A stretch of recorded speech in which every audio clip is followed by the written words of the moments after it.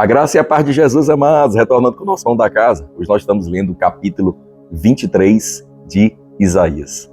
E termina aqui a profecia contra 10 cidades, quando o Senhor, nosso Deus, está usando a Assíria para julgar as nações.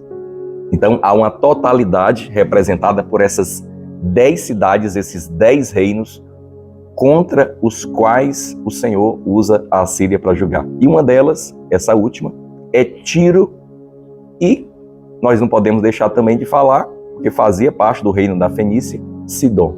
Mas a profecia aí é contra Tiro. É uma cidade portuária do Mediterrâneo, rica. Na verdade, para a época, era o centro do mercado mundial. Eles eram tão desenvolvidos na navegação que eles faziam um tipo de navio que era chamado de navios de Tarsis.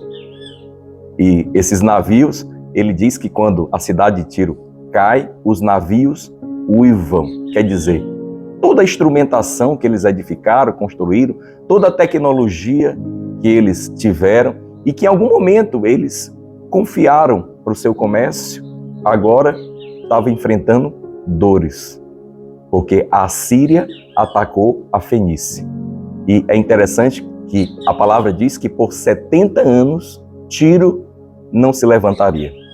A cidade que era alegre por causa do seu comércio caiu. E o texto bíblico diz assim: por que que Tiro caiu? Quem fez isso com ela?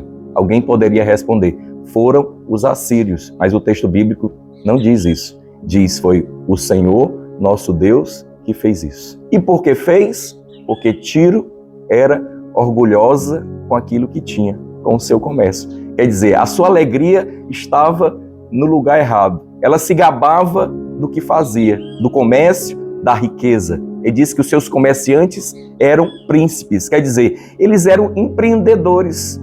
Os grandes empreendedores nessa época em que Isaías está profetizando eram as cidades de Tiro e Sidom, grandes empreendedores.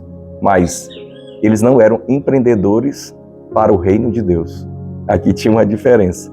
E é interessante que depois dos 70 anos, a profecia diz que ela se levantaria ainda, mas como que uma prostituta velha que canta uma canção do tipo Eu Retornei. O texto bíblico diz que ela ainda acumularia riquezas, mas que as riquezas não seriam dela.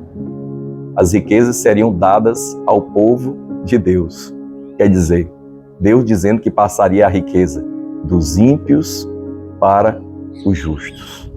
É interessante que muitas pessoas no nosso tempo aqui também colocam confiança em grandes cidades, em grandes comércios, em grandes aglomerações econômicas, e colocam a sua confiança e se alegram nisso, como se essas coisas não passassem. Mas o texto bíblico fala que essas coisas que muitas vezes trazem alegria para os homens, em um momento estão trazendo alegria, mas em outro momento elas não estão mais ali. Quer dizer, as pessoas estão depositando muitas vezes a sua alegria no lugar errado. Por isso que no verso 12, o texto da profecia diz assim: você nunca mais se alegrará. A respeito de Tiro, nunca mais se alegrará. Por quê? Por que nunca mais se alegrará? Porque a sua alegria estava no lugar errado. Toda vez que a minha alegria estiver no lugar errado, eu não vou me alegrar mais. Mas se minha alegria estiver no lugar certo, aí eu vou me alegrar sempre. Ali quando Israel é julgada, um homem de Deus, Abacuque, por isso o livro de Abacuque, um livro profético também, ele se posiciona em oração. E lá no livro, no capítulo 3, tem uma canção. Ele diz assim: olha, ainda que o comércio todo acabe, né, assim, que não haja gado no campo, que a figueira não floresça, que a videira não produza o seu fruto, eu ainda me alegrarei no Senhor, porque a alegria não estava na produção, no comércio, ou naquilo que eles ganhavam, mas a alegria estava no Senhor. E, na verdade, o que Deus nos apresenta como alegria é uma pessoa, é a pessoa de Jesus. Quem tem Jesus, ainda que falte tudo, continuará feliz, porque ele tem exultação, alegria no Senhor. E ninguém pode roubar o Senhor de você.